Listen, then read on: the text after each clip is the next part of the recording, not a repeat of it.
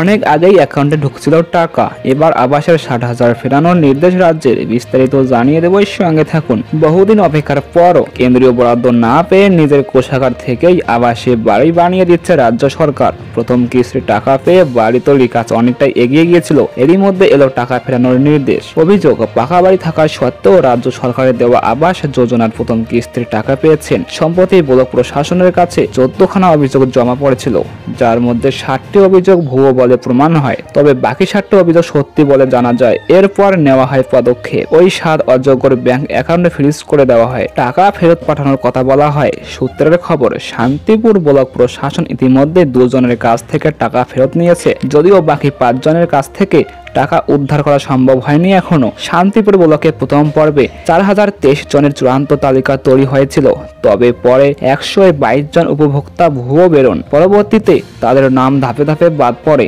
এবার আরো 14 জন উপভোক্তার কাণ্ড ফাঁস। ভুয়ো 7 জন অযোগ্য হওয়া সত্ত্বেও আবাস যোজনার প্রথম কিস্তির 60,000 টাকা পেয়েছে।